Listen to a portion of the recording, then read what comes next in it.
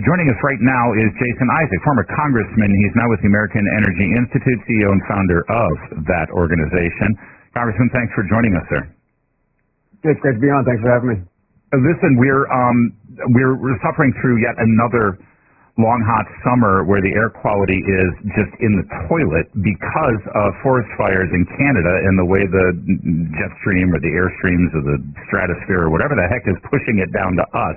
And it's disgusting. And I've got to think, Congressman, that if something that we were doing environmentally was affecting Canada in such a negative way, they'd be screaming bloody murder about it, wouldn't they? Yeah, they absolutely would, and this is really a result of policies that they put in place. The left likes to blame a changing climate. They call it climate change, a crisis, but really what the crisis is bad policies that have been put in place. And there's about 1,000 wildfires that are burning right now. 700 of those are classified as out of control. And a lot of provinces in Canada have a let it burn policy where they will not try to prevent the fire. They'll just let it burn until it threatens people or communities. So this is, and then they've got incredible permitting applications that you have to go through just to do forest fire mitigation and management. I mean, they have the Forest Fires Prevention Act, the Forest Protection and Prevention Act, the Environmental Assessment Act, Environmental Bill of Rights, Endangered Species Act. All of the prescribed burn programs are buried within those policies. And get this, Larry, to do a permit for a controlled burn, you've got to fill out an application, and it takes 6 to 9 months to approve. I mean, this is government bureaucracy and red tape getting in the way of safe air and preventing forest fires and preventing the destruction of our forests. Well, and I thought we had it bad here in the U.S. and in our western states and certainly in California, but it's nothing compared to what's happening in Canada. It's really awful. What would good forest management policy look like in Canada? Because this seems to be a new phenomenon. Has this been a change? Did they used to manage their forests differently than they're doing now? Yeah, they had a bad incident in 2018. They had 7 lost lives, tragic as it may be, but then politicians responded. They had a bunch of meetings, and then new policies came in place, and they put a freeze on preventative burns, these controlled burns at that point in time. And so then what that means is you have the fuel that builds up on the floor of the forest. This is something where you have indigenous people for thousands of years have gone in and done these burns to prevent these kind of forests. And then it also leads to small grasses growing up where you've done these controlled burns that attracts animals. And there's your hunting and your food source. So kind of brilliant mythology that's been happening, method that's been happening for, again, thousands of years. But now man gets in the way. They think they can control the climate, and they want to stop doing this. And that's exactly what's happened in Canada. Just a myriad of bad policies like we've seen in California. Listen, I'm not a big adherent to this whole, carbon emissions thing, greenhouse gas. Even Greta Thunberg isn't really talking about it anymore. She's more interested in celebrating Hamas. But if you do believe in this whole, we only have 10 years left before the planet will be destroyed because people are driving SUVs and eating beef, the irony here is that these forest fires are dumping more carbon into the atmosphere than if all of us were driving SUVs on a daily basis. But do any of these environmentalists stop and pause for a moment and reflect on that?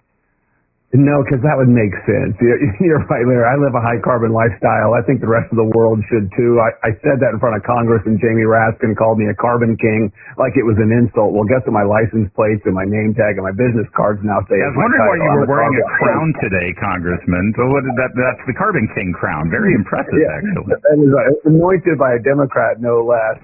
But it's just hypocritical, and they don't say anything about it because it would just make too much sense. Yeah, there are international laws here, aren't there? In other words, we share a couple of the Great Lakes with Canada.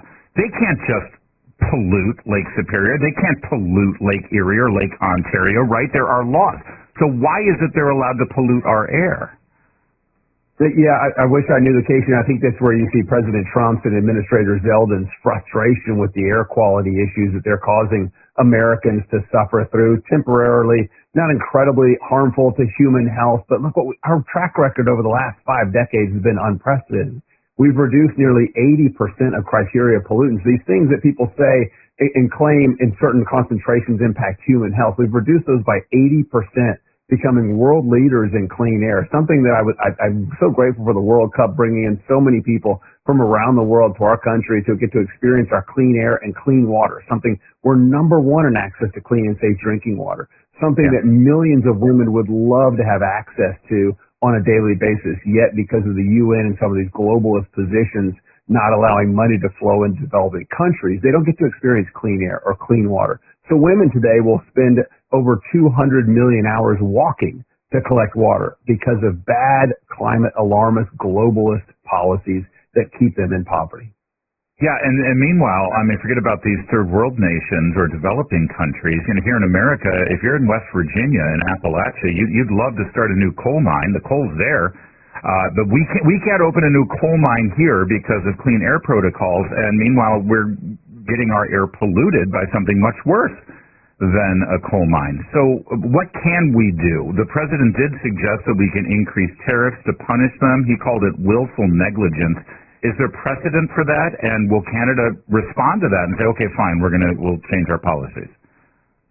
Yeah, I don't know if Canada will respond or not, but what we should do is we should have some cross-border policies where our fire prevention experts work together and to assess situations. We can do this with satellites now. We can tell the moisture. We can look at forests and say, you should probably manage these forests. Hey, look at what we've seen in California. Learn from California's mistakes and do a better job of managing your forest, but really let the experts, the people in the forestry business, the people that have studied forestry, let them be the ones that are doing this, not the bureaucrats, not the elected officials that are there, that are virtue signaling and reacting to a bad situation and doing so in really a bad way. So we need to let the experts that actually run the forestry industry, I mean, those are the people that actually maintain our forests, and the indigenous people that have been doing it for thousands of years. We're speaking with Representative Jason Isaac, a former congressman, now the founder and CEO of American Energy Institute. Last I checked, lumber is still a huge industry up in Canada. In fact, we're getting a lot of our lumber up there because the lumber industry was shut down because of an owl in Oregon or something. I can't remember exactly why the environmentalists kept us from logging. But you would think it would behoove Canada to have some good forest policies like this. They need their lumber. Does that industry have any say in what's going on here? Because this bad forest management is not good for business for them, is it? No, it's really not, and that's one of the areas that gets threatened. If it's threatened by a fire where they're actively doing forestry and timber work, then they'll come in and they'll work on suppressing an existing fire, when you really shouldn't have the fire get out of control like they've seen so far. Yeah. I want you to listen to what